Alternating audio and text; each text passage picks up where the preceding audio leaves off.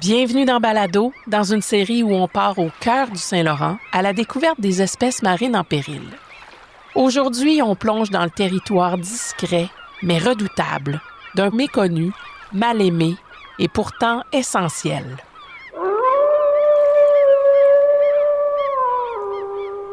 Non, Tom, arrête ça tout de suite, là. C'est pas de ce genre de loup qu'on parle aujourd'hui. Pas de fourrure, pas de hurlements à la lune non plus.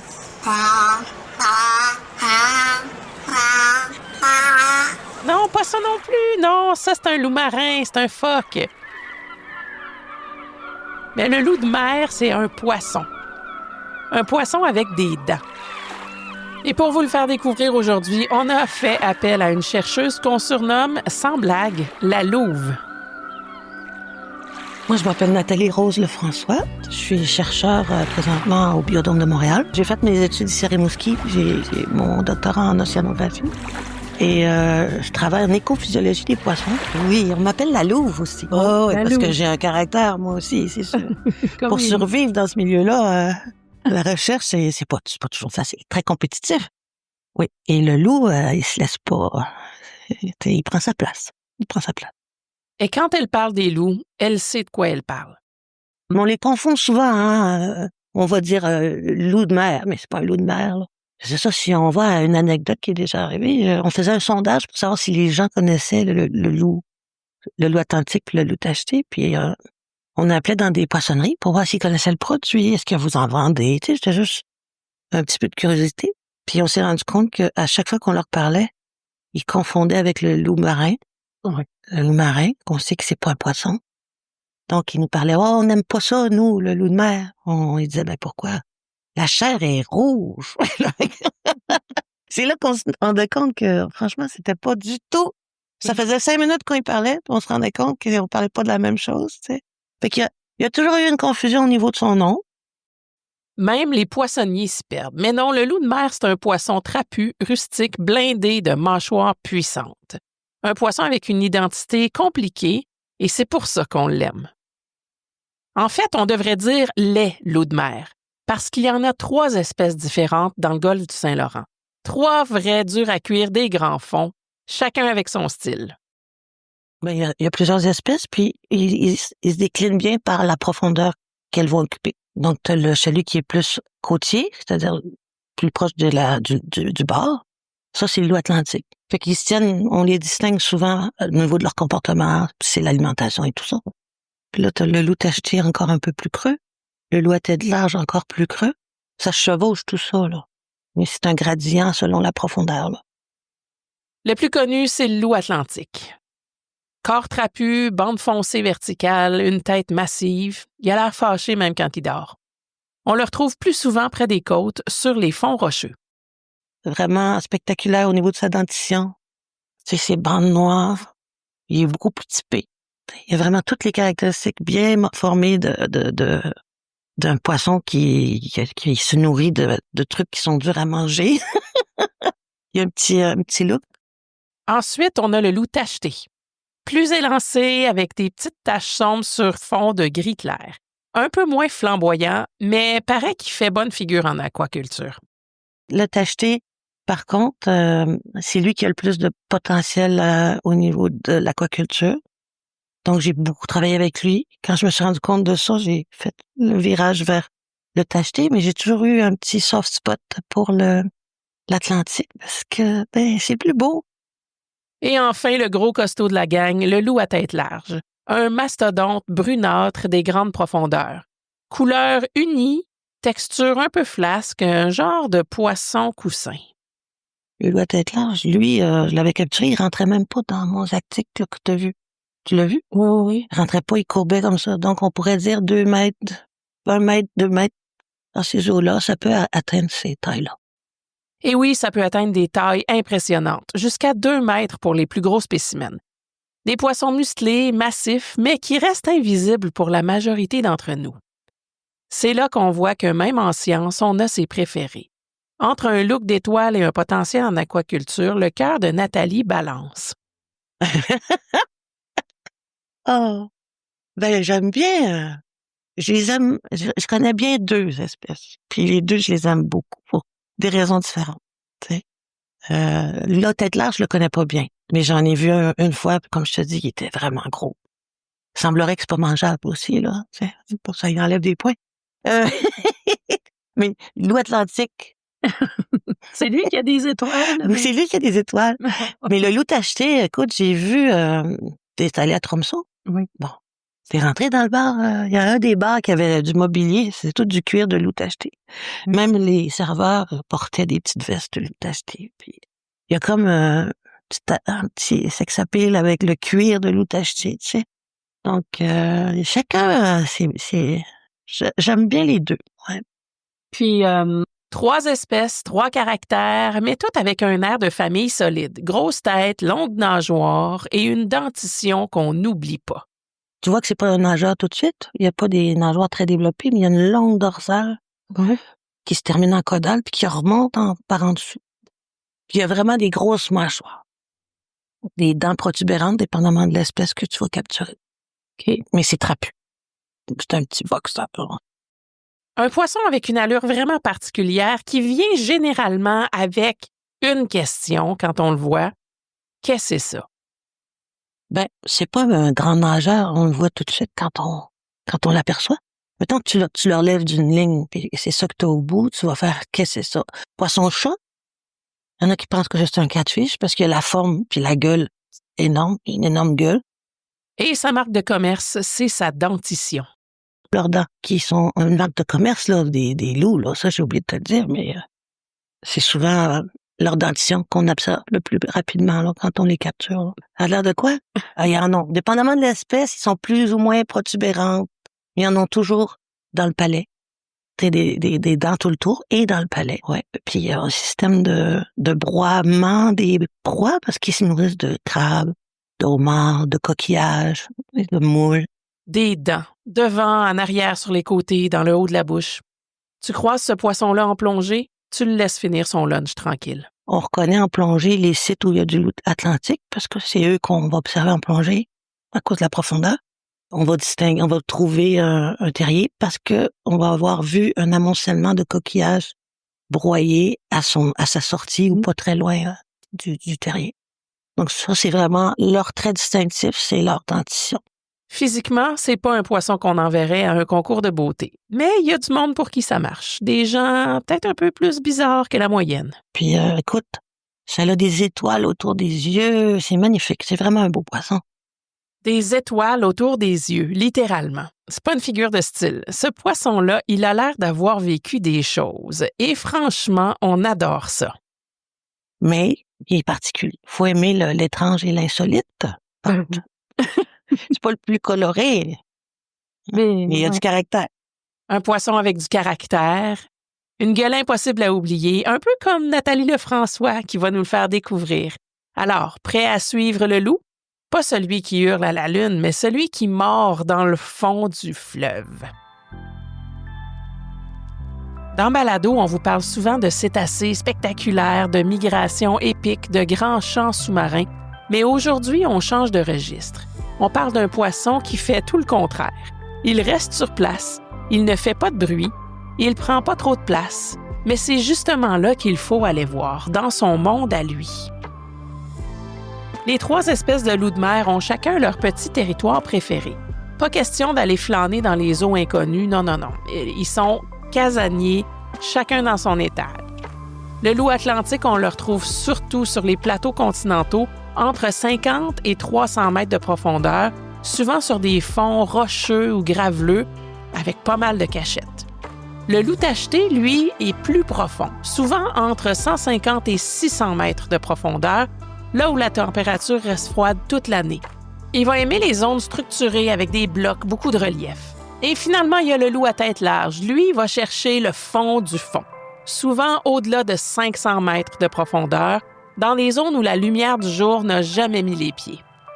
C'est pas pour rien qu'on l'appelle parfois le fantôme gélatineux.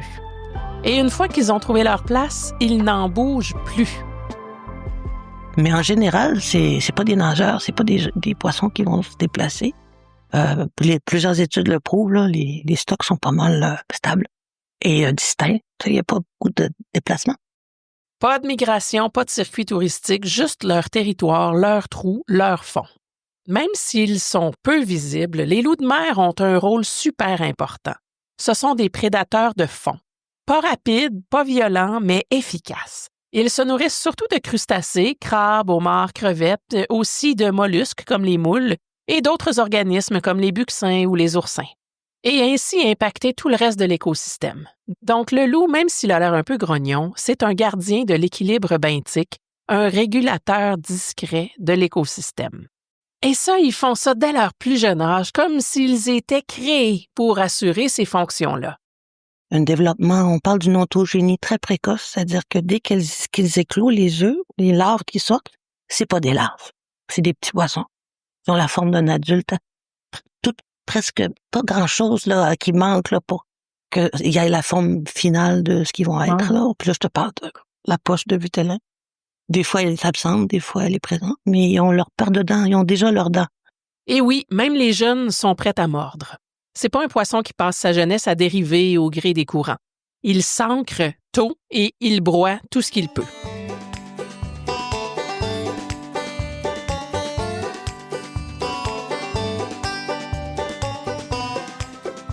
Et leur comportement? Est-ce que ces poissons vivent en gang, comme les harengs, ou encore chacun dans son trou, style ermite des profondeurs? Ça, c'est un petit peu, comment dirais-je, discutable, là, dans le fond. Il y a des gens qui rapportent avoir vu des bancs de loups tachetés, pas trop dans le creux, au large d'Anticosti, tu sais. Mais moi, personnellement, ce qu'on lit souvent, c'est qu'ils vont rechercher, ils vont pas nécessairement se tenir en groupe. C'est pour ça qu'on n'en capture pas souvent en grosse quantité. Tu sais, on peut pas ramasser un banc de loups, là. Ça se ferait pas. Il y a peut-être des rassemblements pour la reproduction aussi, là. Ça, c'est possible. Parce qu'ils ont besoin d'être ensemble pour se reproduire. Donc, on ne parle pas d'un poisson grégaire au quotidien, mais parfois, pour l'amour ou la survie de l'espèce, disons qu'ils font des efforts. Et si on descend encore un peu dans leur intimité, il y a un comportement qu'on voit pas souvent chez les poissons. Une sorte de vie de couple. C'est la fécondation interne. Pour un poisson, c'est plutôt rare, mais ça arrive. Il y a d'autres espèces qui vont le faire. Donc, fécondation interne, ça veut dire qu'ils doivent être très proches l'un de l'autre puis s'aimer. S'aimer un peu. Il y a comme un petit rituel qui a été filmé. J'ai mis sur YouTube. Oui, ça va. Une fertilisation interne, donc ils s'accouplent. La femelle elle a déjà ses œufs quand l'accouplement arrive, hein, déjà pleine d'œufs. Le mâle arrive, il féconde les œufs suite à un petit rituel amoureux et elle va les relâcher dans les heures qui vont suivre, peut-être même les minutes. Puis, à partir de ce moment-là, il va y avoir une boule qui va se former. C'est soit la femelle ou le mâle, mais généralement, la femelle va former une boule qu'elle va laisser aux soins du mâle. Pour l'entièreté, si ça se dit entièreté, du cycle nécessaire à l'éclosion, qui atteigne le stade de l'éclosion. Donc, il y a comme un soin parental qui est, dans ce cas-ci, fourni par le mâle. Une garde masculine au fond du Saint-Laurent. Une boule d'œuf laissée là, dans le terrier, pendant que monsieur veille. Et tout ça avec une fécondation interne. Chez les poissons, c'est vraiment pas banal. On savait déjà que ces loups avaient du caractère. Maintenant, on sait aussi qu'ils ont du cœur. C'est rare chez les poissons. Et c'est encore plus rare de pouvoir l'observer. Mais chez les loups, c'est la norme. Et franchement, c'est très hot, oui. C'est très hot, oui. Tous les loups vont le faire. Puis les soins parentaux, ça se décline différemment aussi. Selon l'observateur, parce que faut les observer pour savoir ces choses-là. Selon les observateurs, c'est le mâle qui s'occupe de l'œuf, des œufs. Dans d'autres, c'est un soin qui est partagé. Puis dans d'autres, ça serait peut-être possiblement encore la femelle. Mais je crois qu'il y a toujours un partage. Donc, je crois à la biparentalité dans ce cas-ci pour le soin des œufs. Puis aussi que ce soit le mâle, ça fait du sens aussi. Ça a été mieux rapporté sur le loup atlantique qu'on connaît mieux parce qu'il est plus facile d'observation. Alors non, c'est pas juste une histoire de mâle dévoué. Chez les loups, la parentalité, c'est un concept évolutif. Selon les espèces, selon l'environnement, parfois le mâle, parfois la femelle, parfois les deux. Mais dans tous les cas, il y a de la vigilance, de la proximité et un terrier qui devient une crèche sous-marine. Et si on connaît mieux le loup atlantique que ses cousins plus profonds, c'est parce qu'on peut le suivre. Mais pour les autres, il faut du flair et des plongées très patientes.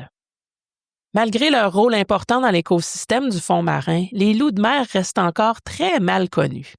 Pas parce qu'ils sont rares, mais parce qu'ils vivent loin, dans le noir, et qu'ils sont difficiles à repérer.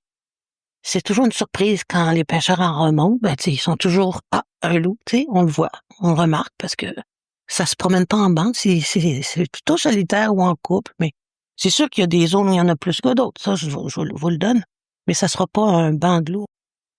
Pas des grosses gangs, pas de regroupement. On les croise au hasard d'une pêche scientifique ou d'un casier à crabes, mais presque jamais dans les bonnes conditions pour les étudier. On va pas décimer toute la population en donnant un coup de chalut à un endroit, là. C'est discret, c'est éparpillé et ça rend les évaluations très difficiles. Combien sont-ils? Où pondent-ils vraiment? Quel est leur taux de survie? On ne le sait pas encore. On sait tellement pas grand-chose sur ces poissons-là. Et ça, bien, ça complique leur protection, parce que dans le monde marin, on protège mieux ce qu'on comprend bien. Mais la bonne nouvelle, c'est qu'on commence à assembler les morceaux.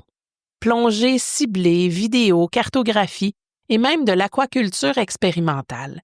Chaque observation compte et chaque loup qu'on découvre devient un peu moins invisible. Donc, pour résumer, 3 espèces, 3 profondeurs, pas de marathon, pas de spectacle, mais un rôle essentiel et une grande vulnérabilité, liée à leur discrétion. Un peu comme les introvertis du fond marin, tranquilles, efficaces et à protéger comme du monde. Mais si vous pensez que leur problème, c'est juste qu'on ne les connaît pas, attendez de voir ce qui les menace vraiment. Mais avant de vous parler des vraies menaces, laissez-moi vous montrer ce qu'on fait pour les comprendre, justement. Je vous amène dans le labo de Nathalie. Parce qu'heureusement, il y a des gens obstinés comme Nathalie Lefrançois. Dans son laboratoire, elle élève les loups de mer pour les comprendre. J'ai commencé dans les années 2000. C'était nouvellement une espèce déclarée comme menacée. Une des premières de poissons marins qui était déclarée qu'on devait remettre à l'eau. On n'avait pas le droit, qui était protégée par les pêches, puis un statut assez élevé dans la sévérité. Initialement, c'était tout simplement, moi, c'était pour l'aquaculture, l'élevage, parce que c'est une espèce qui avait des belles propriétés là, d'adaptation à nos climats. L'aquaculture, c'est une activité commerciale, là. Donc, elle est très bien adaptée aux eaux froides. Va avoir un bon taux de croissance, une bonne survie. Donc oui, c'est une espèce menacée, mais aussi une espèce avec beaucoup de potentiel. Pas pour nourrir la planète, mais pour nourrir la recherche. C'était une espèce qui venait tout juste d'être déclarée menacée. Puis moi, on m'avait demandé de trouver une espèce pour laquelle on pouvait raisonnablement croire qu'il y aurait un développement de sa culture, là, de son élevage au niveau commercial dans un délai rapproché. Donc les deux, un n'empêche pas l'autre. Pour pouvoir bien étudier une espèce, je me suis toujours dit qu'en l'isolant puis en contrôlant les paramètres environnementaux, on est en meilleure position pour comprendre ses besoins et pourquoi ça va pas. Donc, on va faire varier la température, on va faire varier la salinité, on peut interagir différents paramètres, on peut voir un peu comment le poisson va se comporter. Donc, ça, c'est un bel outil, la captivité pour ça. On isole les facteurs, puis on les contrôle bien. Dans ce genre de labo, on contrôle tout, la lumière, la température, le taux d'oxygène, et on regarde comment le poisson réagit. Mais avant même d'en arriver là, il a fallu partir de zéro. Amener une espèce sauvage jusqu'à un élevage viable au Québec, ça n'a pas été simple. Il a fallu capturer, sélectionner, comprendre, adapter et parfois tout inventer. C'est un cheminement. Amener une espèce de rien à un élevage. Au Québec, ça a été comment on dirait ça, une pente à monter. Ouais. Il a fallu ramasser, collecter un nombre suffisant de géniteurs pour bien assurer la génétique, la qualité de ce qu'on va pouvoir produire comme juvénile. Il a fallu raffiner des techniques d'incubation des œufs, de première alimentation, de croissance, connaître ses goûts en termes de température, de salinité, et qu'est-ce qu'il aime manger, qu'est-ce qu'il pourrait manger. Il y a plein de questions qu'on s'est posées. Même à quelle densité les élever, combien en avoir par bassin aussi. Et au passage, ils ont découvert quelque chose d'étonnant. Malgré sa gueule de boxeur, le loup de mer est plutôt sociable. on s'est rendu compte que c'est une espèce qui tolérait très bien la densité. Donc, malgré ses allures de tough, là, Ouais. il aime la proximité, semble pas être vraiment un problème pour eux, là. Comme quoi, on peut avoir une mâchoire de broyeuse et être un bon coloc. Un poisson rustique, robuste, mais coopératif, dans les bonnes conditions. Et il ne faut pas s'imaginer que tout ça passe par une tour d'ivoire avec des béchères et des poissons dociles. Nathalie, elle suit ses loups, littéralement, d'un bassin à l'autre, d'un coin du Québec à l'autre et même à l'international. Mais au biodôme, j'ai pas vraiment d'activité de loup. Ça s'est toujours passé à l'externe. OK. Ouais. Dans le temps, à Grande-Rivière, tu sais, j'avais beaucoup de bassins, mais là, ça s'est atténué avec le temps. Là, je me suis exportée. Moi, je me déplace, les loups sont où ils sont. Donc, on peut m'appeler, il y avait des loups à l'IML aussi, l'Institut Maurice-Lamontagne, pendant plusieurs années. Donc, j'ai travaillé avec eux sur différentes problématiques qui touchaient et l'environnement et la conservation et l'aquaculture de cette espèce-là. Grande-Rivière, j'ai encore des liens avec Grande-Rivière aussi, où il y a un stock de géniteurs aussi là-bas. Et même à l'étranger, il y a eu des élevages en Norvège, lesquels j'ai contribué avec eux à certains travaux. Terre-Neuve, récemment, je suis allée à l'île du Prince-Édouard donner un petit coup de main aux gens là-bas qui travaillent sur cette espèce-là. Un poisson discret qui génère un effort collectif et une chercheuse qui n'hésite pas à passer d'une province à l'autre ou d'un pays à l'autre pour faire avancer la connaissance. Parce que mieux les connaître, c'est aussi ça, la conservation. Et entre vous et moi, un bassin rempli de loups, c'est quand même plus pratique à observer qu'un terrier à 300 mètres de profondeur. Et si vous êtes curieux de voir un vrai loup de mer sans devoir plonger dans le golfe du Saint-Laurent, il y a une option un peu plus simple. Le Biodôme de Montréal en accueille dans ses bassins, mais attention, il faut savoir observer. Oui, il y en a quelques-uns dans l'écosystème du golfe du Saint-Laurent. Il faut bien regarder. C'est pas un nageur.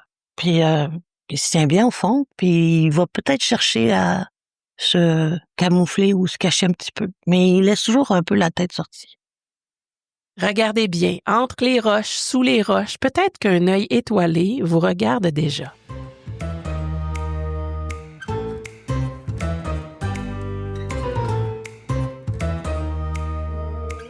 Pas de migration, pas de chant, pas de bande visible à l'échosondeur, pas de bruit. Non, Tom, pas de bruit. Mais les loups de mer disparaissent, silencieusement, lentement, et dans l'indifférence générale. Le loup tacheté a été désigné comme espèce menacée dès 2000 par le COSEPAC. Le loup atlantique est jugé préoccupant. Et même le loup à tête large, qu'on connaît à peine, a été inclus dans le plan de rétablissement. On a protégé le groupe au complet, une décision sage et rare. On savait tellement pas grand-chose sur ces poissons-là. Puis c'est encore le cas, je te dirais aujourd'hui, qui ont décidé d'adopter l'approche plus prudente qui est du mur à mur. Et si on veut comprendre à quel point ces loups sont vulnérables, il faut revenir à leur biologie. Il faut toujours se revenir à l'espèce comme telle, qu'est-ce qu'elle a comme particularité. Donc, je vous ai dit, ça vivait vieux, ça atteint la maturité sexuelle relativement vieux aussi. Ça fait pas beaucoup d'œufs comme les morues et les poissons pélagiques. C'est un poisson benthique, donc c'est des œufs plus gros, moins nombreux. Et donc, s'il arrive quelque chose à la ponte, un événement fortuit, mais quand même, on perd beaucoup plus. Il y a pas la loi du nombre. La fécondité se compare à celle d'un saumon, par exemple. Mais une morue, tu sais, c'est comme 100 fois plus que ce que le saumon va produire en une seule ponte. Donc ça les rend plus vulnérables. Donc s'il y a quelque chose qui se passe, ben il n'y a pas l'échappatoire. Ils sont comme pris là. Même au niveau de la masse d'œufs que la femelle et le mâle vont produire, ben elle est statique, elle reste là. Donc s'il arrive quelque chose dans ce secteur, ben c'est tout bad. Ça flotte pas dans l'eau, là, c'est fixe. Autrement dit, c'est pas juste une question d'habitat menacé. C'est que chaque maillon de leur cycle de vie est très fragile et la marge d'erreur, elle est minuscule. Ils ne bougent pas par paresse, mais par mode de vie. Et ce mode de vie-là, on est en train de l'écraser. Et évidemment, c'est pas juste une question de biologie. Les loups de mer vivent dans le même monde que nous, et ce monde-là, on le transforme très, très vite. Ils doivent expérimenter par le fait même des effets, pas seulement des changements climatiques, mais des humains. Ouais. Nos actions dans le milieu. Ça, c'est clair. Voilà pourquoi il fallait agir, et voilà surtout ce qu'on leur fait vivre. Première menace, la destruction de l'habitat, surtout par le chalutage de fond. Un passage de filet et un terrier vieux de 10 ans peut être pulvérisé. Et si on pêche puis on altère l'habitat, chose qui arrive souvent quand on exploite par la pêche un secteur, ben ça défait un peu son environnement de proximité. Deuxième menace, les changements climatiques. D'acheter s'il y a une modification dans son milieu, il est moins tolérant aux fluctuations de la température, par exemple, que va l'être le loup atlantique, tu sais, l'espèce qui est plus profonde versus celle qui est côtière. Par contre, celle qui est côtière, elle est exposée à tout. Changement de température beaucoup plus perceptible. La turbidité, tout, c'est beaucoup plus changeant dans le milieu côtier. Troisième menace, les captures accidentelles. Casier à crabe, pêche au homard. Ils sont pris sans qu'on les cherche. Et leur environnement en paye le prix. C'est toujours des bycatch un petit peu. Il n'y a pas une pêche dirigée vers le loup. Deux constats qui frappent. Un, le loup tacheté est l'un des tout premiers poissons marins reconnus menacés au pays. Et personne ne s'en souvient parce qu'il vit trop au creux pour passer à salut bonjour. Deux, ces poissons pondent dans des terriers réutilisés année après année. Un seul passage de chalut et une génération complète de reproducteurs peut disparaître. C'est étonnant pour un poisson, mais ils vont former un genre de couple. Ils vont occuper un terrier qu'ils peuvent retourner d'année après année. On rapporte que c'est possiblement le même couple qui utilise le même terrier année après année. Ils sont très vulnérables parce qu'on les connaît très peu. Et pourtant, en 2000, la désignation par le COSEPAC a marqué une première au Canada. Le tout premier poisson marin officiellement jugé menacé par un comité scientifique indépendant. Qu'est-ce qui est arrivé en 2000? Tu sais, il y a eu des actions de sensibilisation. Oui. Il y a des vidéos, tu sais, il y a eu une campagne aussi, un boom dans la recherche en conservation puis en pêcherie, surtout porté par Terre-Neuve et le Nouvelle-Écosse et ces endroits-là, où on retrouve plus des grandes concentrations de loups. C'est plus historique comme pêche là-bas ou comme prise. Il y a eu beaucoup de travaux ici entrepris à l'IML là, dans les années 2000 et plus. Des campagnes, des vidéos, des conférences, des efforts de remise à l'eau. Mais malgré tout, 25 ans plus tard, on sait encore très peu de choses sur leur dynamique de population. Combien il en reste? Pour le loup tacheté, selon COSEPAC, la population des eaux canadiennes est estimée à moins de 10 000 individus matures, avec une tendance à la baisse dans plusieurs secteurs. Ces données souvent incomplètes combinées à leur biologie vulnérable ont mené à une décision rare, protéger non pas une espèce, mais toute la famille. On savait tellement pas grand-chose sur ces poissons-là qu'on a décidé d'adopter vraiment l'approche prudente et d'y aller pour les 3 espèces ensemble. Et c'est vrai, on les connaît mal, mais maintenant qu'on commence à les voir, les comprendre, les écouter, c'est fini l'excuse de l'ignorance. Va falloir apprendre à protéger ce qui ne fait pas de bruit. Quand on parle d'espèces en péril, il y a souvent cette question qui revient. Est-ce qu'il est trop tard? J'ai demandé à Nathalie Lefrançois si elle avait de l'espoir. Puis as-tu de l'espoir pour l'espèce sauvage? Ben oui, c'est parce qu'il n'est pas trop tard dans son cas. On connaît beaucoup d'espèces pour lesquelles on pense, tu sais, c'est vraiment... en termes de poissons, là, j'en connais, mais je pense que vous les connaissez pas tous. Mais si on pense au caribou, là, on peut penser qu'il est déjà un peu trop tard pour ce qui est de la population qu'on a ici dans le parc des Chic-Chocs. Mais j'ai de l'espoir dans le sens qu'il n'est pas trop tard dans le cas des anaricadités. Parce que il n'y a pas juste au Canada qu'on en retrouve. Il y en a un peu aux États-Unis, en Nouvelle-Angleterre, il y en a au bord de Nouvelle-Écosse. On va en retrouver à Terre-Neuve, on va en retrouver en Islande, on va en retrouver en Norvège. Donc, il y a quand même un pool d'endroits où on en retrouve. Puis il y a des endroits aussi, il peut toujours se cacher. Il y a encore l'Arctique qui est accessible et avec le réchauffement climatique et tout ça. C'est comme ça devient peut-être un refuge pour eux, là, en quelque sorte. Puis on a le temps d'agir pendant ce temps-là, ça c'est sûr. Et oui, il reste du temps. Mais pas pour regarder des vidéos de gens qui leur mettent un bâton dans la gueule pour voir ce qui va arriver. Il y a beaucoup de vidéos là, qui circulent, là. Je sais pas si tu as regardé. Non? Beaucoup de gens s'amusent à mettre un bâton, voir comment il va s'accrocher, tu sais, parce que c'est impressionnant. Sa gueule est vraiment impressionnante. Pas faire ça. Il y a un respect qu'il faut avoir.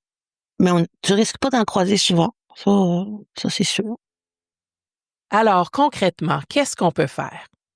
Du côté de la recherche, on a besoin de données. Et ça passe par des programmes de recherche, des suivis des habitats, l'évaluation des prises accidentelles, des essais sur la remise à l'eau, de la cartographie des terriers, des études en aquaculture, toutes sortes de choses. Et c'est sûr qu'en étant une espèce menacée, bon, ben là, il y a un autre niveau qui embarque. C'est de pouvoir inférer à ce qui se passe en milieu naturel aussi, puis de voir la pertinence de ce qu'on fait aussi. L'application que ça peut avoir. Dans les deux cas, moi, c'était l'aquaculture. Et aussi, en situation, comprendre quand même qu'est-ce qui se passe en milieu naturel. C'est pas mauvais, même que c'est pas mon profil initial, la conservation. Ça l'est devenu avec le temps. Et c'est comme ça que les premières recherches sur l'élevage du loup de mer ont commencé. Non pas comme une industrie à tout prix, mais comme une expérience scientifique pour comprendre, tester, simuler le milieu naturel et faire avancer à la fois la conservation et les pratiques durables. Je te dirais que on documente. Ils ont documenté la remise à l'eau des captures accidentelles, par exemple. Est-ce qu'un poisson qu'on attrape et qu'on remet à l'eau parce qu'on n'a pas le droit de le garder selon la loi, parce qu'il est protégé, est-ce qu'il va survivre? C'est-tu une façon adéquate de limiter la mortalité imputable à l'activité humaine par la pêche? Bon, c'est pas nécessairement concluant, mais moi je dirais que possiblement, parce que quand même pas un poisson qui est si fragile que ça dépend toujours de la profondeur d'où il arrive, puis la vitesse qu'on l'a amené à la surface. Là. Mais c'est des petites études comme ça, des études aussi de préférence d'habitat. Qu'est-ce qu'il aime vraiment? C'est pas un poisson qu'on connaissait beaucoup de choses, hein? C'est un petit peu pourquoi on a mis l'ensemble de la famille sous le couvert du plan de rétablissement. Là. Pas juste une espèce. Et ça passe aussi par des décisions de gestion adaptées, comme il a été fait au Canada. Mettre toute la famille des loups de mer sous protection légale, même si certaines espèces sont encore peu connues. Mais une question revient souvent, surtout quand une espèce est élevée en laboratoire. Est-ce qu'on pourrait la réintroduire, l'ensemencer comme on fait avec certains saumons? Ça pourrait, je pense que ça peut être considéré, mais pour ce qui est des loups, j'ai compris que c'était pas favorisé comme intervention dans le milieu tant que c'est pas nécessaire. Et dans le cas des loups, c'est pas nécessaire encore. On fait attention, on contrôle bien les pêches, on réglemente un peu sa pêche, quelle zone on protège, puis ça serait vraiment la meilleure option, c'est de laisser la nature se rétablir. L'option de mettre des poissons à l'eau et d'ensemencer, c'est souvent un dernier recours quand on a tout fait. Comme le bar rayé qui a été exterminé, là. La seule façon qu'on puisse le repêcher dans le fleuve en ce moment, c'est parce qu'il y a eu de la réintroduction massive issue de l'aquaculture de la conservation, comme j'aime l'appeler. Sinon, il serait pas de retour aujourd'hui. Mais si on fait vraiment attention, puis on est alerte aux signaux, de la biomasse, la dynamique des POP, on peut voir quelles interventions sont les bonnes à apporter. Puis pour ce qui est des loups, on n'est pas encore au stade de dire on a besoin d'en remettre dans l'environnement. Pour l'instant, c'est pas nécessaire. Les pêches sont encadrées, certaines zones sont protégées, et tant que la nature peut reprendre ses droits par elle-même, on préfère la laisser faire. Ça serait vraiment une solution de dernier recours. Un filet de sécurité, oui, mais qu'on espère ne jamais devoir déployer. Côté pêche, il faut savoir que les pêcheurs n'ont jamais ciblé les loups de mer. Ce sont des captures accidentelles. Dans la plupart des cas, ils les remettent à l'eau immédiatement avec précaution. Oh, ils remettent ça à l'eau tout de suite, c'est sûr. On les attrape souvent dans des casiers de crabes des neiges ou d'homards. Ça arrive souvent qu'on va remonter une cage puis à homard, puis on va voir qu'il y a un loup dedans, ou de crabe.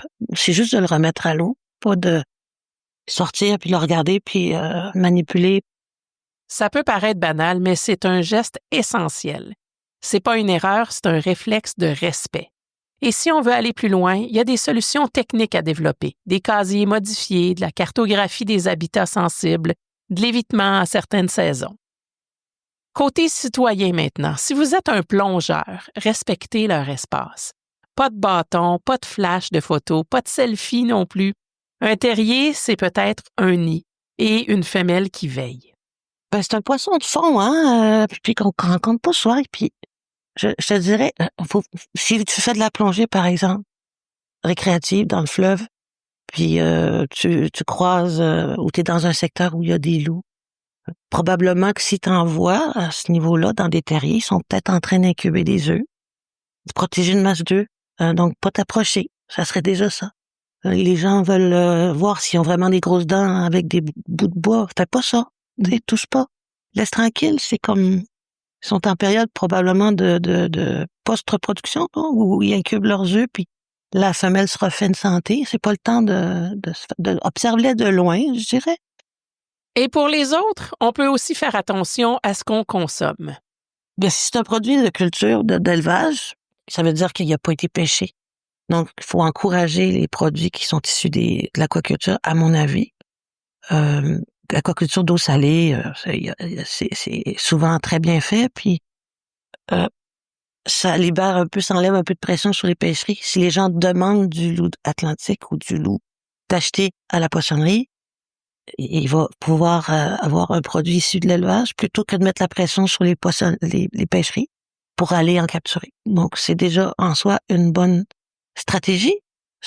Mais la bonne chose à faire, c'est de bien identifier que c'est un produit qui vient pas de la pêche, qui vient de la culture. Chose qui est faite maintenant là, de plus en plus courant.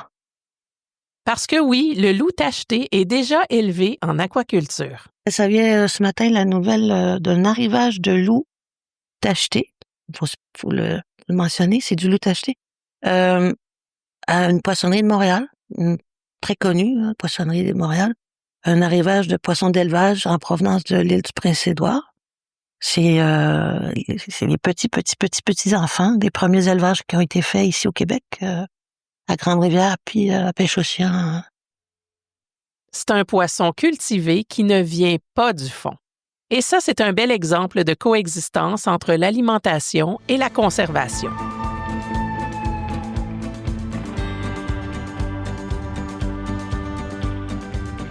Côté société, il y a une phrase de Nathalie qui résume tout. Ça va passer par des gestes au niveau de la société. Là. Qu'est-ce qui est important pour nous? C'est pas de protéger puis de trouver des façons de protéger toujours. Non, arrêtons d'agresser, pour commencer. Au lieu de toujours protéger, mais c'est la bonne chose à faire, c'est sûr. Mais ultimement, c'est d'arrêter d'agresser. C'est ça marche. Ouais, ça c'est supposé marcher. Et franchement, c'est la meilleure définition de la conservation que j'ai entendue cette année. Alors voilà, c'est pas l'espèce la plus connue, c'est pas celle qui a une fondation ou une mascotte, mais elle est là. Elle est utile, elle est vulnérable et son avenir est entre nos mains. Ah, je l'aime, ce poisson-là. Cette valeur, je peux pas travailler plus souvent avec. Et si vous êtes encore là à l'écouter, c'est que vous êtes du bon bord. Merci d'avoir été des nôtres pour cet épisode de balado consacré aux loups de mer, ces poissons discrets, robustes et essentiels à l'équilibre des fonds marins. Un immense merci à Nathalie Rose Lefrançois, spécialiste des poissons benthiques du Biodôme de Montréal, pour ses explications éclairantes et sa passion communicative. Merci aussi à Tommy Goupil à la réalisation sonore. C'est lui qui donne le rythme, la nuance et parfois un clin d'œil sonore bien placé à ses épisodes. Balado, c'est une production de Jeunesse maritime du Saint-Laurent, réalisée avec le soutien du Programme d'intendance de l'habitat pour les espèces aquatiques en péril de Pêche et Océan Canada. Vous trouverez dans les notes de l'épisode des liens vers les rapports, les données officielles et des pistes pour en apprendre plus ou agir concrètement. Je suis votre animatrice, Lynne Morissette.